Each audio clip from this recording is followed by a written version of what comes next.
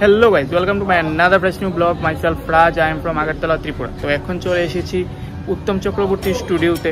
তো ওদের এখানে প্রতিমা তৈরি প্রস্তুতিটা কতটুকু হলো সেটাই তোমাদেরকে এই ব্লগে দেখাবো। আমার পেছনে দেখতে পাচ্ছ খুবই সুন্দর একটা প্রতিমা রয়েছে, তোমাদেরকে এই ব্লগে সেটাই উত্তম চক্রবর্তী স্টুডিওটা ঘুরে দেখাবো। আর যদি এই ভিডিওটা ভালো লাগে তাহলে লাইক করো, কমেন্ট করো আর প্লিজ সাবস্ক্রাইব করে দিও চ্যানেলটাকে।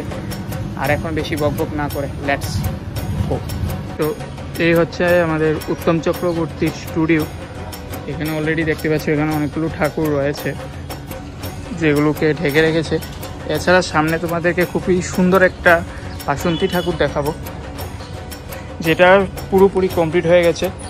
খুবই সুন্দরভাবে প্রতিমাটাকে নির্মাণ করা হয়েছে। ঢাকেশ্বরী সাজটা যেটা সেই আদলি করা হয়েছে। দেখতেই পাচ্ছ প্রতিমাটা খুবই সুন্দর করা হয়েছে।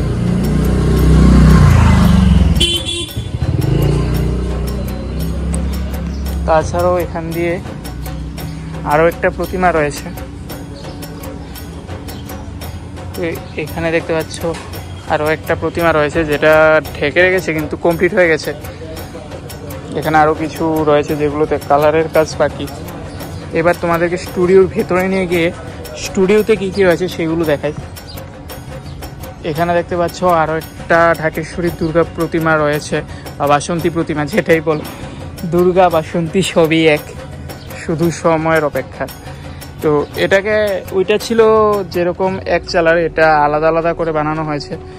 এখানে রয়েছে লক্ষ্মী আর গণেশ, ওইদিকে কার্তিক আর সরস্বতী। এখানে একটা সম্ভবত অন্নপূর্ণা ঠাকুর বানানো হয়েছে। দেখতেই পাচ্ছ খুবই সুন্দর প্রতিমা বানানো হয়েছে। এটা একটা অন্নপূর্ণা ঠাকুর, এখানে শিব ঠাকুর আর অন্নপূর্ণা মা। তবে যত কিছুই বলো, দুর্গার যে বাসন্তী বা বাসন্তী মার যে ফেসটা খুবই সুন্দরভাবে করা হয়েছে।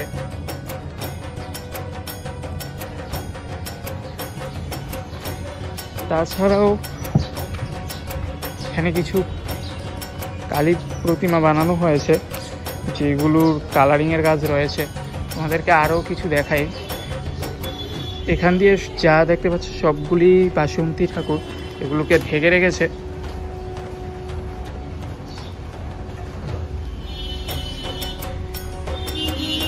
এখানে আরও একটা বাসন্তী প্রতিমা রয়েছে যেটাকে ঢেকে রেখেছে। এটা একটু বড় সাইজের মূর্তিটা।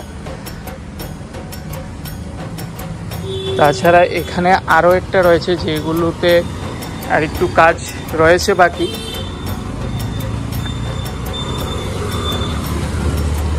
তো এই হচ্ছে সেই ঠাকুরটা, খুবই সুন্দরভাবে করা হয়েছে দেখতেই পাচ্ছ।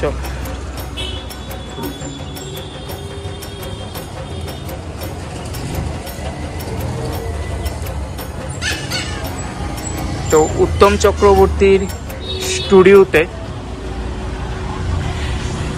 প্রচুর পরিমাণে বাসন্তী প্রতিমা বানানো হয়েছে। তোমাদেরকে এখানে একটা দেখালাম। তারপর এখানেও একটা বাসন্তী প্রতিমা রয়েছে যেটাকে ঢেকে রেখেছে।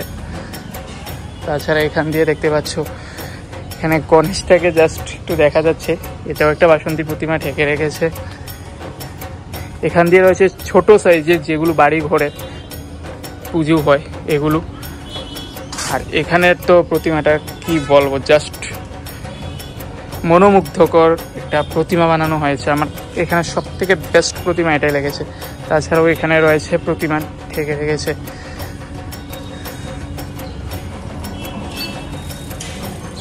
তারপর এখান দিয়ে রয়েছে আরও একটা প্রতিমা। মানে উত্তম চক্রবর্তী স্টুডিওতে প্রচুর পরিমাণে বাসন্তী প্রতিমা বানানো হয়েছে। তার সাথে তো স্টুডিওর ভিতরে দেখালামই, এখানে একটা পুরো প্রতিমা রয়েছে। আর সাথে রয়েছে একটা অন্নপূর্ণা ঠাকুর, এটাও খুবই সুন্দর লাগছে।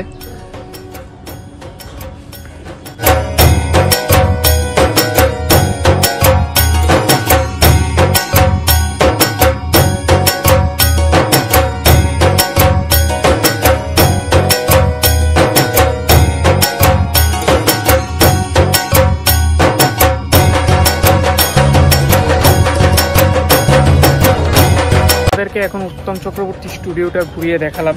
যে এখানে প্রতিমা প্রস্তুতির কাজ কতটুকু হলো, কারণ হাতে মাত্র আর 2 দিন, পরশুদিন থেকেই বাসন্তী পুজো শুরু হয়ে যাচ্ছে। তো দেখা হবে নেক্সট বাসন্তী পুজোর ব্লগে। বাসন্তী পুজোরও ব্লগ আসবে আমার চ্যানেলে। আর যদি এই ভিডিওটা ভালো লাগে তাহলে লাইক করো, কমেন্ট করো, শেয়ার করো, চ্যানেলটাকে সাবস্ক্রাইব করে দিও। দেখা হচ্ছে নেক্সট ব্লগে। Tata, bye bye.